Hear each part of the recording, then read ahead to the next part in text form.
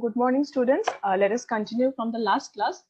So far, what we have discussed is what exactly is the money market, what are the features, what is the purpose or objective of a money market, why do we have a market which is known as money market. All right. So before we go to money market, we have discussed money market institutions also, and today we shall start with money market instruments. So before we go that, we will just have a brief overview of what we have learned so far. Okay, so very shortly, very briefly, I'm going to repeat. The money market is referred to as dealing in debt instruments with less than a year to maturity bearing fixed income. All right, the first feature, a distinct characteristic of a money market that should come to your mind is that money market is different from capital market in the sense that it deals in short-term security with a validity of up to 1 year. That is, it means that no instrument under money market shall be having a validity of more than 1 year. Okay, so it is a financial market, you can say, where short-term financial assets having liquidity of 1 year or less are traded on stock exchanges, just like capital market, but you see the validity is a maximum of 1 year. The securities or trading bills are highly liquid. Also, this facilitates the participants' short-term borrowing needs through trading bills. The participants in this financial market are usually banks, large institutional investors, and individual investors. Okay, so let us just see a brief 2 minutes video. Okay, if you cannot hear the audio, do let me know. The money market is a market of debt instruments that have short-term maturities, meaning less than a year. They exist to allow governments and banks and large institutions to raise money by selling these money market securities to investors. It also allows investors, which consist of individuals as well as large institutions, to invest their excess cash in a very low risk way and earn some interest. Let's look at how the money market actually works. Large corporations that need cash flow can borrow money by selling these securities, or corporations with excess cash can be the investors as well. Small companies can invest through mutual funds or through their bank, and individual investors can invest in money market through their bank account or through a mutual fund as well. Let's look at the type of securities that these investors can issue or invest in. The governments issue treasury bills. Banks issue certificates of deposit. Corporations issue commercial paper. Banks can also create short-term mortgage-backed securities. And banks also issue a product called a banker's acceptance that's guaranteed by their own bank. And finally, there are repurchase agreements, which are short forms of borrowing that involve selling a security with an agreed upon price that it will be repurchased at in the future. Let's look at the function of the money market. It helps contribute to economic stability and development by providing liquidity into markets and into institutions. It helps with trade financing. It helps with central bank policy management. It helps with the growth of corporations and industries by allowing investment to flow through. And finally, it provides commercial banks with a market that they can directly invest in when they have excess reserves. So here I would like to chip in.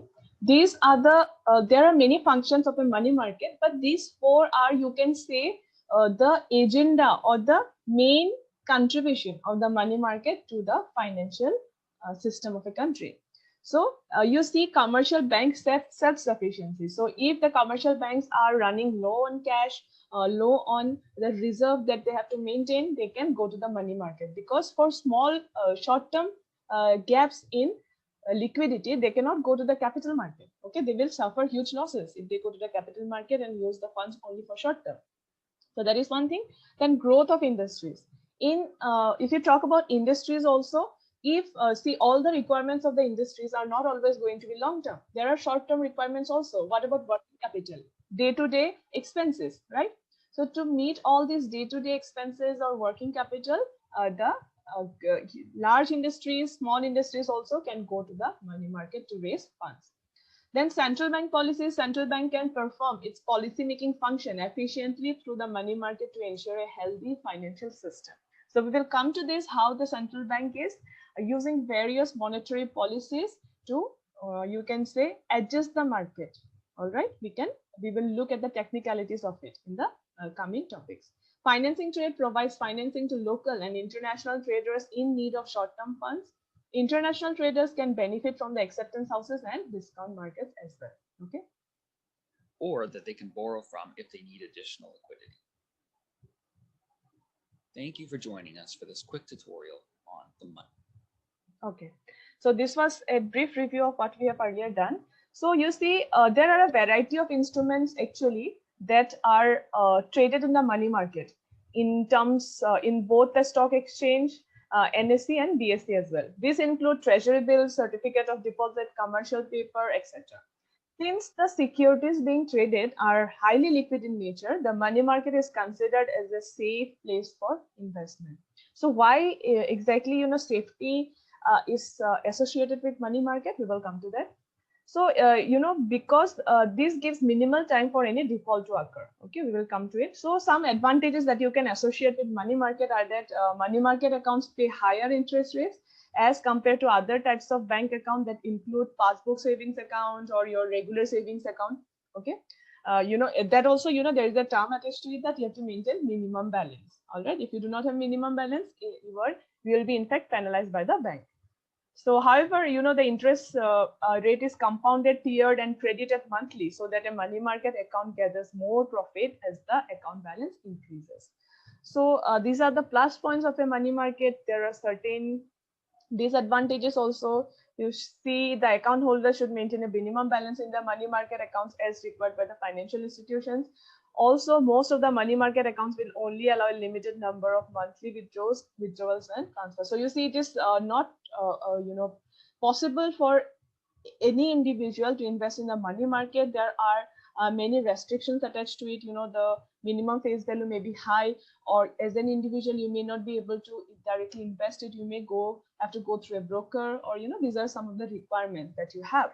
Okay, so anyways, when we talk about what exactly differentiates a money market from the capital market, first of all, the first point will be the participants. Okay, here you can see point number one is participants. So in case of capital market, we all know that you have individual investors as well as institutional investors like financial institution, bank, corporate houses, foreign investors. Everyone, they are participating equally in the capital market.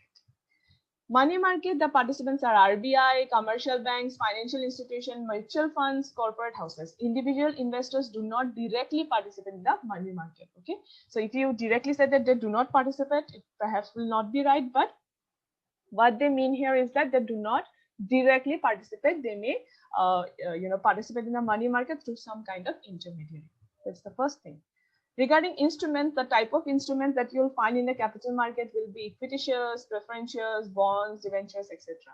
In the money market, you will find instruments like commercial paper, treasury bills, trade bills, certificate of deposit, etc.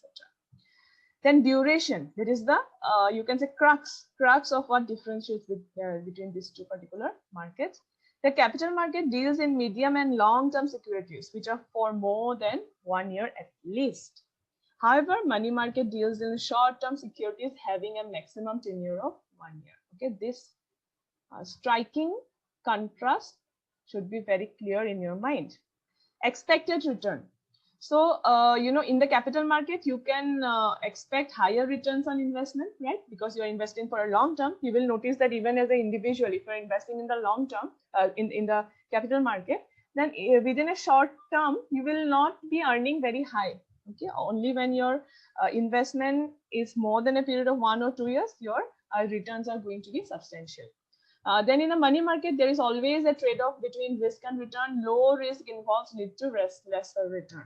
Okay, so money market, you see, if you're willing to take risk, high risk, then the return can be very, very high.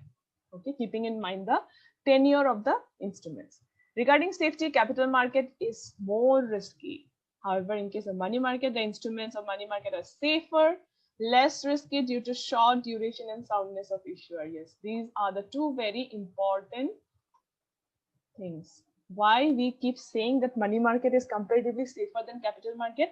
First of all, the duration of the instrument.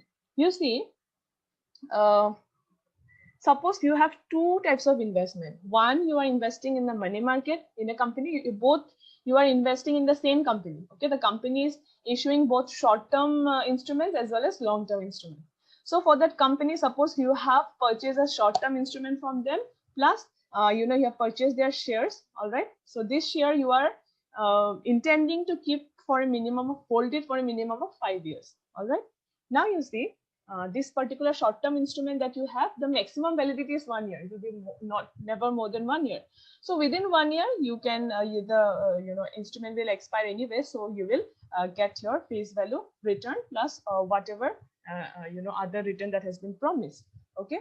So you see, within the short duration, within 1 year, there are not the uncertainty of having something out of the normal, some disaster or some kind of incident is happening, that something will happen is highly unlikely. Okay. On the other hand, the shares that you have with the same company, which you are willing to keep for 5 years, after 1 to 3 years, it's a very long term duration. You cannot predict as of now what may happen after 1 or 2 years. Right now, if you have to predict for till the next year, you may be having more, you can say, certainty. If you look at the newspapers, the trends that are going on, you have an idea, okay, our market may be going up or our market may be going down. You will get some idea, right? Because things do not change drastically overnight. It may change drastically overnight, but in very rare cases. Okay, so that type of risk is always there in case of any type of instrument. That is the minimum, you can say in layman's language, general risk that you will have to encounter. Other than the general risk, out of the ordinary risk are very less in the money market, because within a term of 1 year, you perhaps will not experience any drastic change. However, when you talk about more than 1 year, up to 5 years, there may be, the company may close down, the sector where the company is working, that sector may close down, or there may be huge losses. Okay. So today, there may be, just hypothetically, Reliance, Adani's, they may be doing well, but, in the near future, something may happen. You cannot say within 1 year, maybe nothing will happen to this particular brands, but within 4-5 years, that is a long-term commitment. There is no guarantee attached to it. So that is the first thing, duration, because the duration is in the money market is lesser. So risk attached is also lesser. Second point, why money market is considered safer than the capital market is the soundness of the issuers. Okay. Soundness of the issuers, it means that if you look at the participants in the money market are who? RBI, the central bank, commercial banks, financial institutions, mutual funds, corporate houses, that is the large corporate houses. Normally, the money market is not participated by small companies. Normally, you need to have a minimum, you can say, minimum paid up capital. All right. So because this particular participants that I've mentioned are obviously, you can say, of a minimum level of soundness, they have to be financially sound, because these, compared to the smaller investors or smaller players of the market, risk involved with this particular institution is far lesser. Okay, so that is another thing. These are the two things why we attach the tag called safety with the money market. One is due to the duration, which is very less. Hardly something drastic will happen in a very short time. Second is the participants. The participants are already, you see, well off. That is what I can say.